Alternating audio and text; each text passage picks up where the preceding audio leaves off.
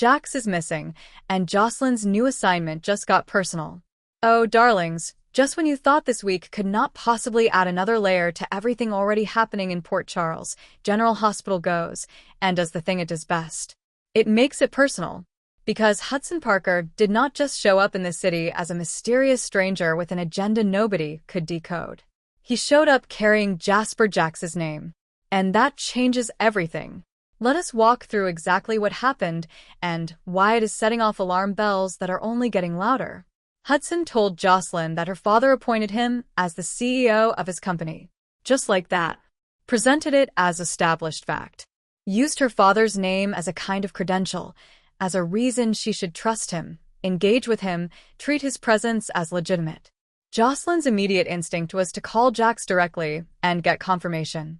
That is exactly what any smart, security-trained person would do. And Hudson talked her out of it. He redirected her away from the most obvious verification step available. That alone should have been the signal, and Josslyn, sharp as she is, noticed it. She went to Carly. And Carly's reaction tells you everything. Not surprise at the story, genuine alarm about the fact that Jax would never, under any circumstances, hand his company off to anyone without telling his daughter first. Without a conversation. Without the kind of personal communication that a man who loves his child as much as Jax loves Josslyn would always make time for. This is not how Jax operates. This is not who he is. So Carly tries calling. And Josslyn tries calling. And the calls do not go through. Here is the detail that moves this from worrying to genuinely frightening. Carly knows something about Jax that most people do not. He uses a satellite phone. A device specifically chosen because it works when regular communication fails. A phone that does not depend on cell towers and does not go dark when you are in a remote location. If Jax wanted to be reached, he could be reached. A satellite phone exists specifically to ensure that the calls are not going through. And that means Jax is either completely unreachable by choice, which is not his pattern, or completely unreachable because something has prevented him from responding. And in the second scenario, the man standing in Port Charles claiming to work for him becomes the primary suspect in something that has moved past professional suspicion into something deeply personal and deeply dangerous. Josslyn does not wait. She does not go through the normal channels. She goes straight to Z because Z was impressed by her, because Z gets things done, because Z has resources that operate at a level beyond anything the local WSB office can deploy quickly enough. Z puts a team on finding Jax immediately. The cyber unit starts pulling apart Jasper Jax Enterprises to find out if any of it is real. And Hudson Parker, whoever he actually is about to find out that targeting a WSB agent's family is not the strategic advantage he may have believed it to be. Carly is terrified. And for Carly, terror has always manifested as action. She's not going to sit quietly while somewhere out there, the father of her daughter may be in trouble. What Hudson's game actually is, and how deep this goes. Now, darlings, let us think through what we actually know about Hudson and what it implies about who he is working for, and what they want. He reacted strangely to news about a baby. He used a hidden device to confirm that the child had survived. He planned to return to investigate further. And now he has appeared in Josslyn's life using her father's name as a cover story, not flinching when she identified herself as a WSB agent, which speaks to either extraordinary confidence or extraordinary preparation, or both. That confidence is significant. Most people, being confronted by an active intelligence agent who is looking at them with professional scrutiny, would show some reaction. Hudson did not. He held his ground. He redirected smoothly.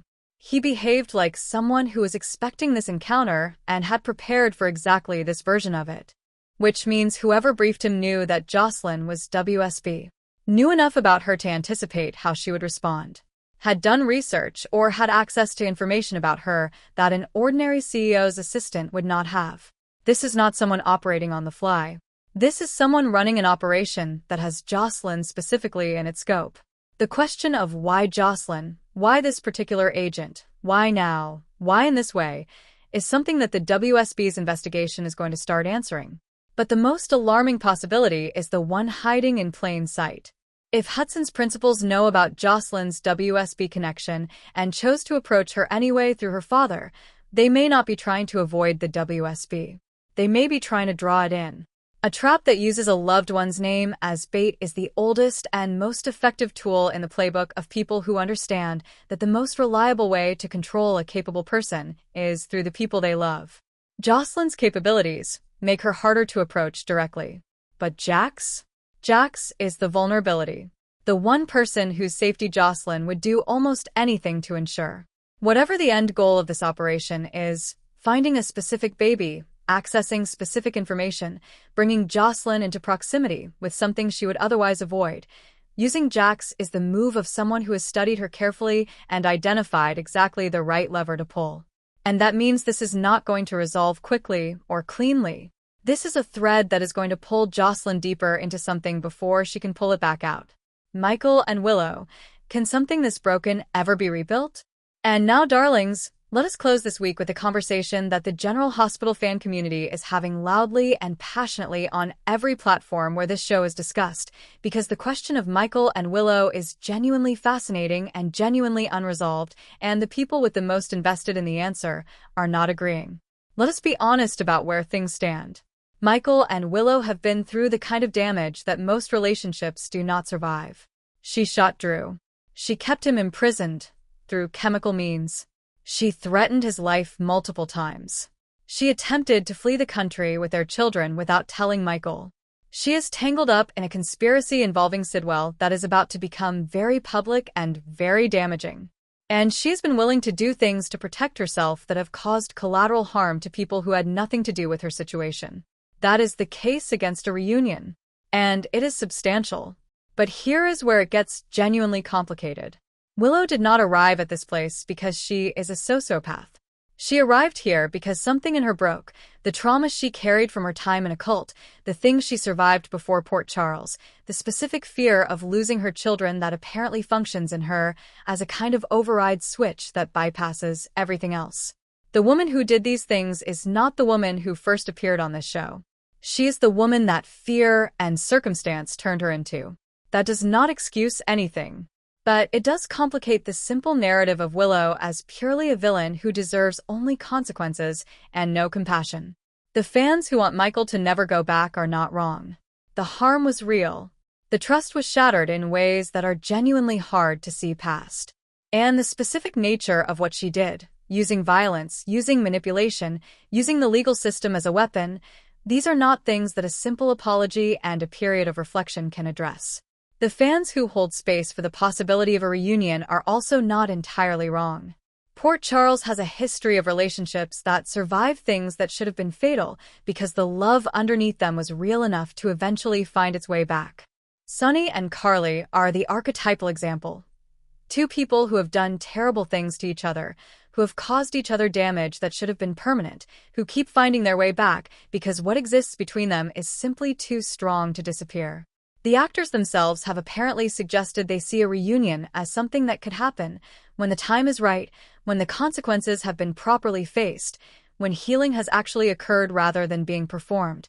The answer that satisfies both the emotional reality of what happened and the dramatic possibilities of what could come next probably involves this sequence.